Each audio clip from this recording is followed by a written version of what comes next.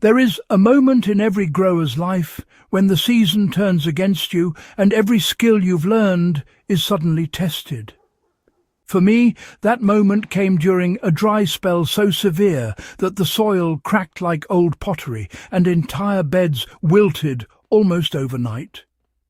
The worst part was knowing that farmers throughout history faced the same battles, from ancient Egypt's low Nile years to Dust Bowl homesteaders watching crops curl in the heat. And yet many of them survived because they understood how to stretch every drop of water further than logic says it should go. The day my garden began collapsing, I turned to one of those forgotten methods, a method so simple and cheap that it only cost $1 to implement. It became the difference between total failure and a late-season comeback. Over the next minute, stay with me, because the trick I'm about to break down didn't just keep plants alive. It turned a dying garden into a water-saving system that still works better than most modern gadgets. The heart of the method was using buried clay vessels to deliver water directly to plant roots. This technique isn't new. Ancient farmers across Asia, North Africa and the Middle East used unglazed clay pots buried in the soil to deliver water slowly, steadily, and with almost no waste. The version that saved my drought-stricken garden didn't use rare pottery or expensive gear. I bought a $1 unglazed clay cup. Unglazed clay sweats water through microscopic pores. That sweating is exactly what ancient irrigation engineers depended on. When the cup is buried up to its rim and filled with water, moisture seeps through the walls only when the surrounding soil is drier than the inside. The soil itself pulls the water out through capillary action. That means the plants receive water only when they need it, and never in excess. The more desperate the soil becomes, the faster it pulls, and the moment it stabilizes, the seepage slows. It's one of the most intelligent forms of irrigation ever created. To apply this in a modern garden, the steps are, well, pretty straightforward. First, dig a hole roughly the size of the cup right in the center of your plant cluster. Then place the clay vessel inside, bury it up to the top and fill it with water. You'll want to cover the opening with a flat stone or even a bit of wood, just to keep out debris and, those pesky mosquitoes. The system starts working straight away, and within a few days the soil around the pot grows noticeably cooler and more hydrated, even while the surrounding areas stay bone dry. The method worked because it concentrated water exactly where the roots could actually use it. During a drought, most water you put on the surface just vanishes into the air before the plants can benefit. Sprinklers, they lose massive quantities to evaporation, and hose watering just speeds up runoff. In contrast, the buried clay pot delivers water underground, where sunlight can't steal it away. This creates a moisture zone that's, roughly a foot wide around each cup. The roots quickly migrate toward that zone, forming dense growth around the pot. Even on the hottest days, the soil stays evenly moist, down at root depth.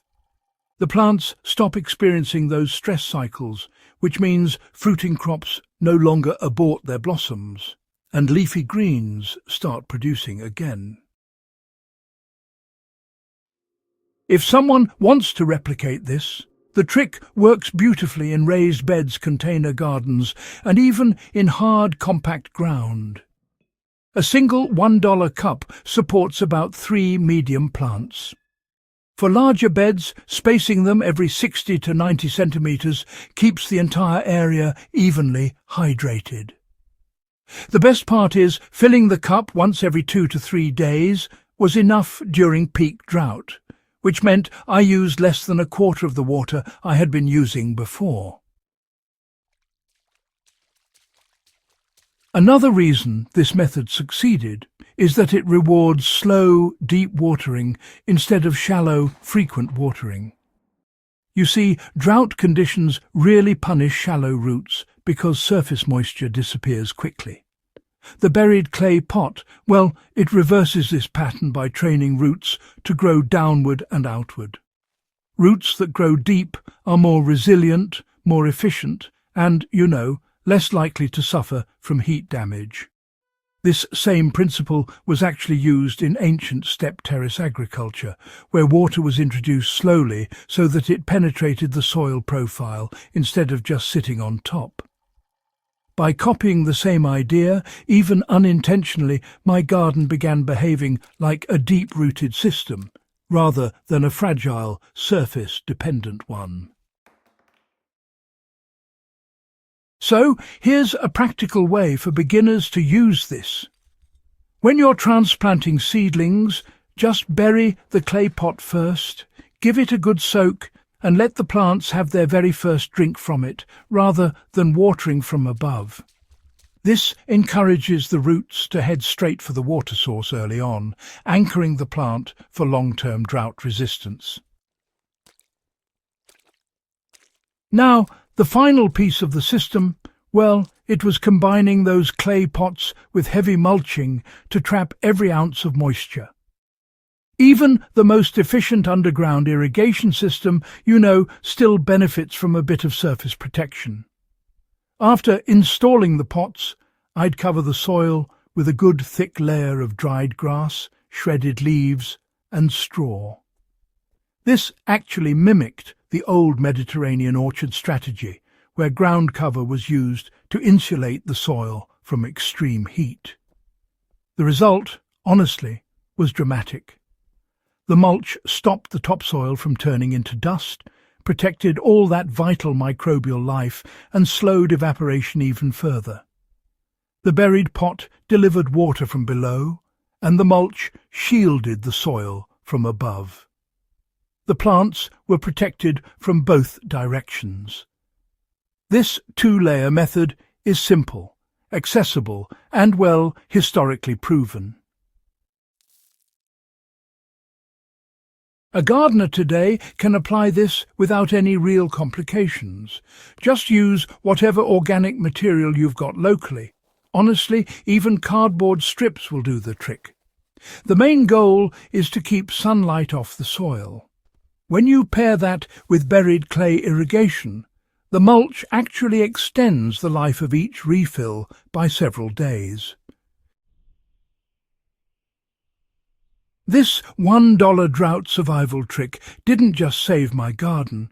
It revived a method that sustained ancient farmers long before hoses, sprinklers or pumps ever existed.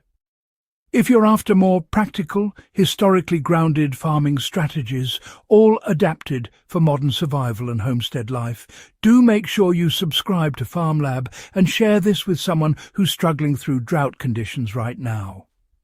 Your support really does keep these lessons alive, and in the next video, we'll dive even deeper into field-tested resilience techniques.